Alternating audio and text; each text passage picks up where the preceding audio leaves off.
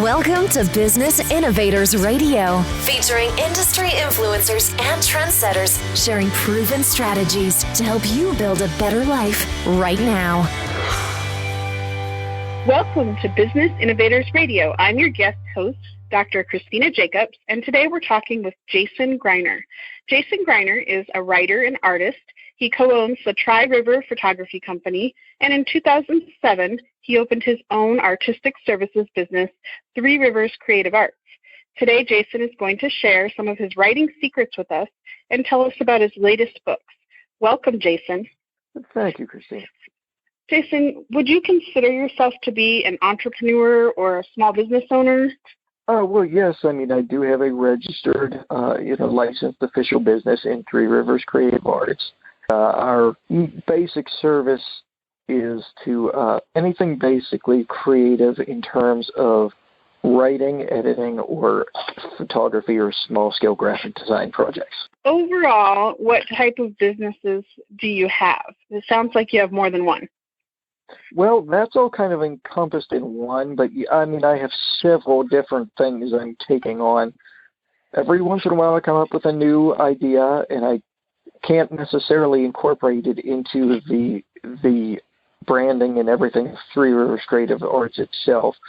So I've got a series of websites and a series of, I guess you would say, sort of umbrella businesses going on underneath the TriRiver Creative Arts. Everything from what I had mentioned, the writing and editing and photography and editing photo services, to I recently, it feels recently, but it was more like about a year ago or so, delved into trying to explore app development and also sort of a new spin on online classifieds websites. Creativity is the center of what you do, but you have an entrepreneurial spirit, Sure. which is trying to stay and work in a creative field and make money.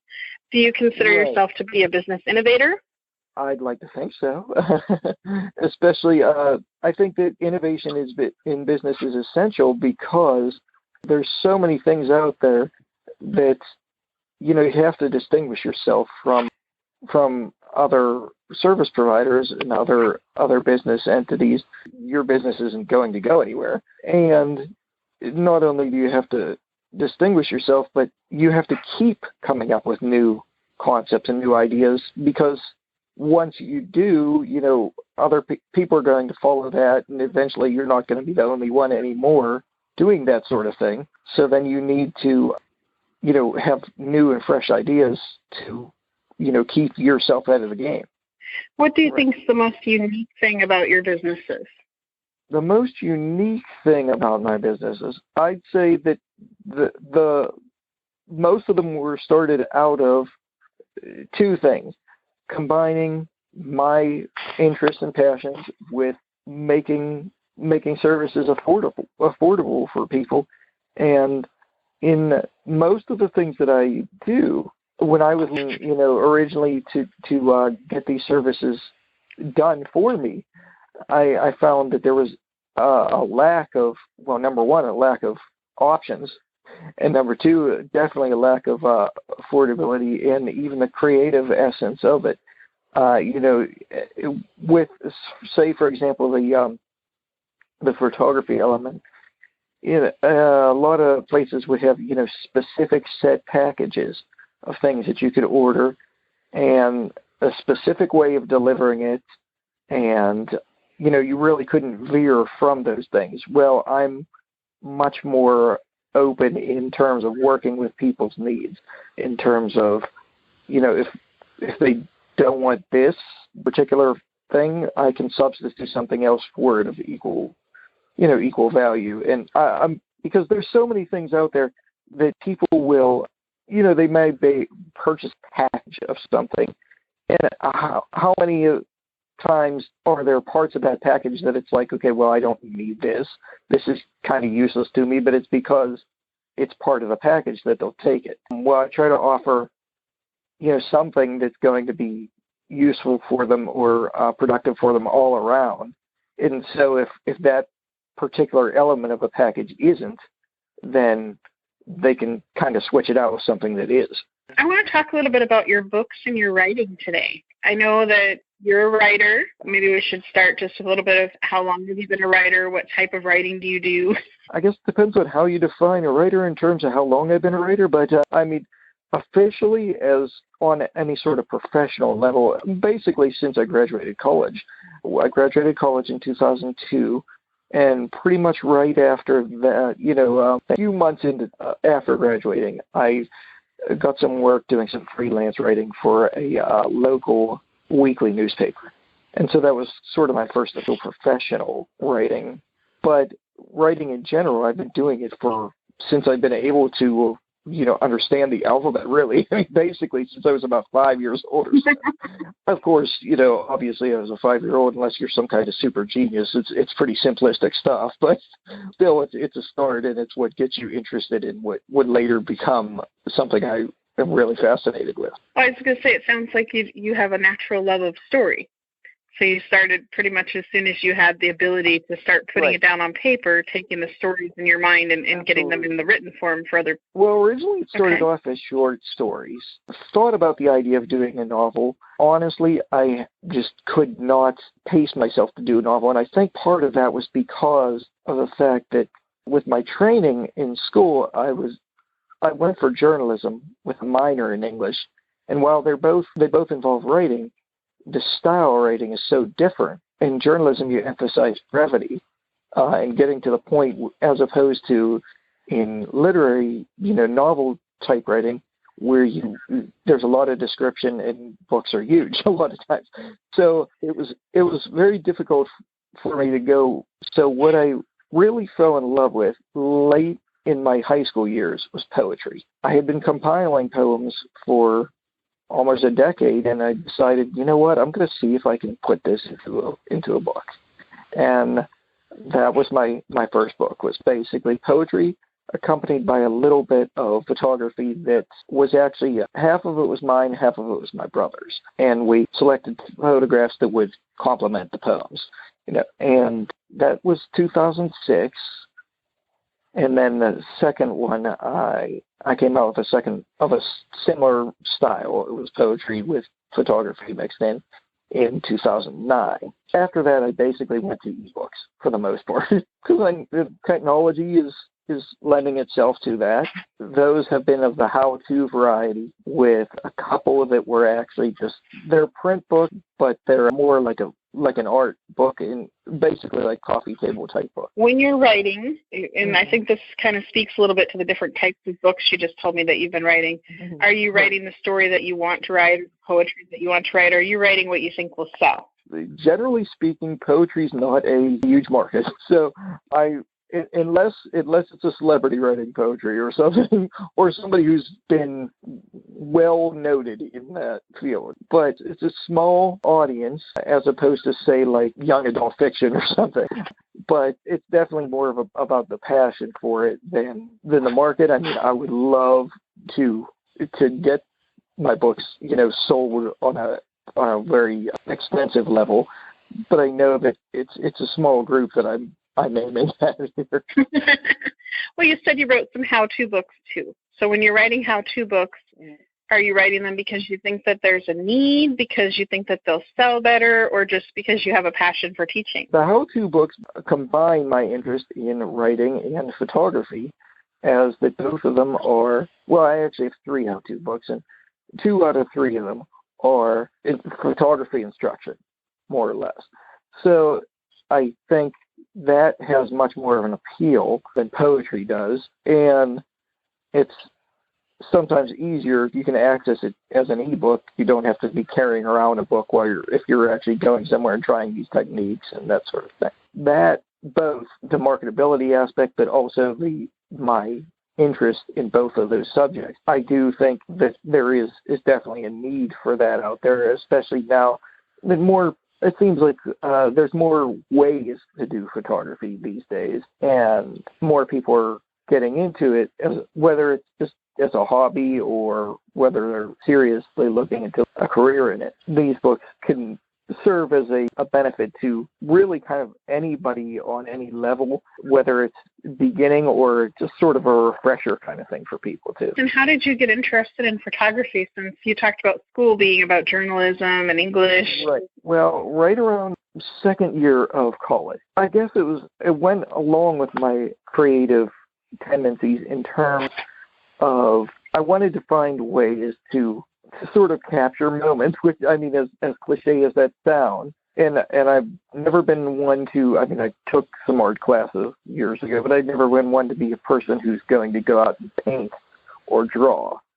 Those two skills kind of elude me a little, so I figured that was a manageable option to try to learn for myself. And I almost view it as a way, it's almost the closest thing we have to time travel. As funny as that might sound, being that you can literally freeze a moment in time and go back to it when you have the opportunity or the interest to do so. And so that really fascinated me. And that's, I guess, there's no specific one point that got me into photography, but it just kind of over the years, that's what warmed me up to it. Is there anything different or unusual about where or when you write?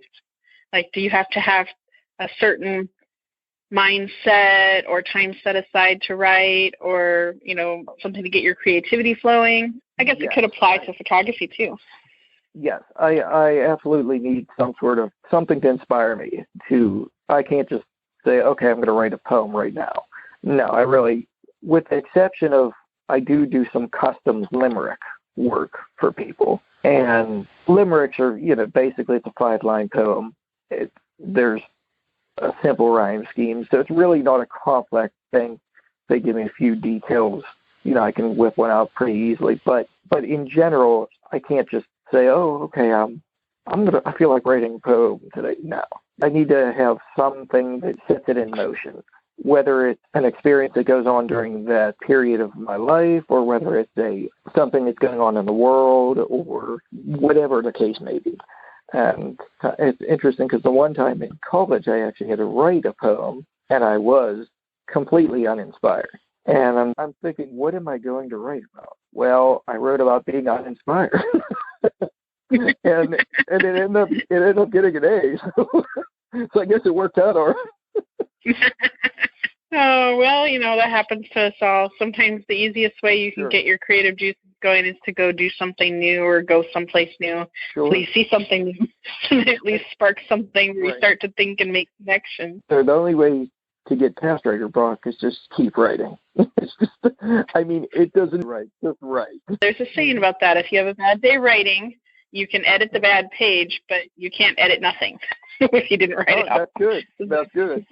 To keep writing. So if I told you that you couldn't write anymore, you can't do photography anymore, what would you go spend your time on instead?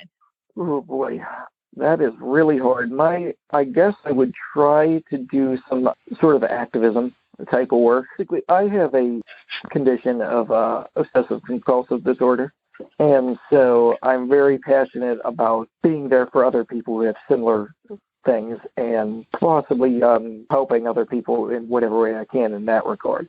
So I guess I probably would somehow be involved with things like that.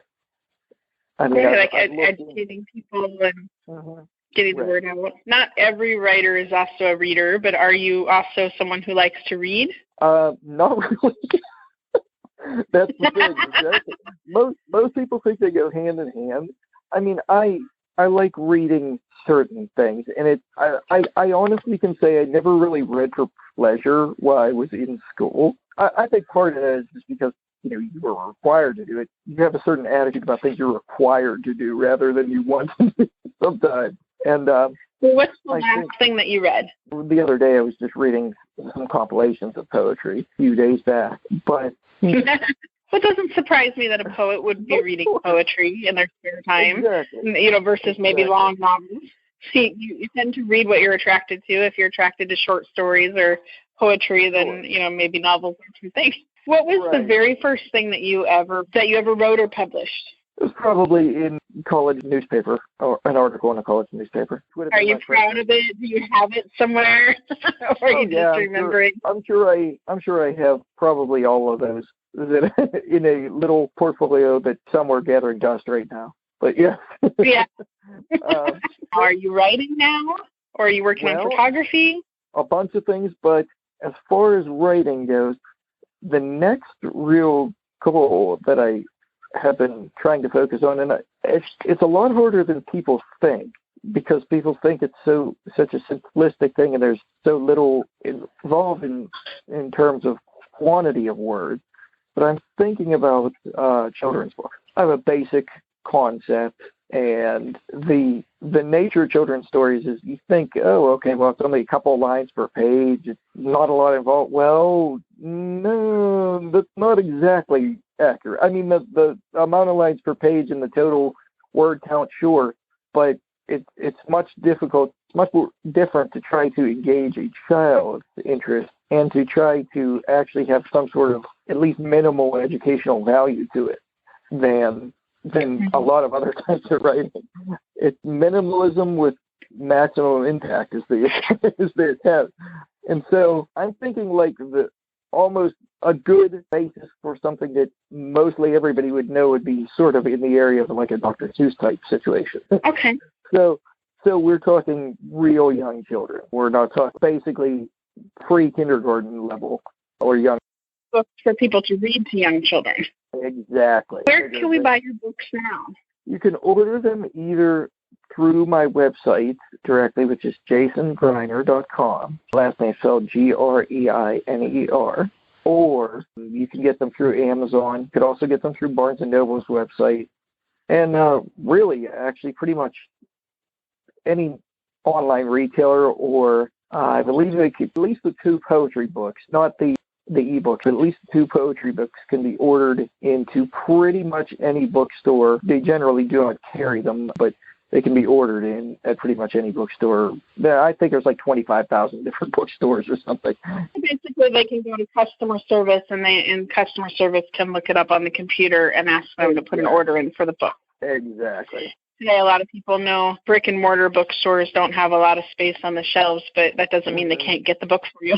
Well, is there anything else that you want to add? I've enjoyed learning more about your writing and photography, and just a little taste of kind of what goes on in the writer's mind when they're creating different creative projects. I would appreciate if your listeners would stop by my website and take a look at the book and what they're about and see if something might interest them. The photography is on a different website, but it's basically, if you look me up by name, you'll see all kinds of stuff. We've been talking with Jason Greiner, who is an artist and writer, and we've been talking about his spirit of entrepreneurship and being a business innovator, and really the heart of combining being an artist, being a writer, and doing creative projects, and still being able to make a living.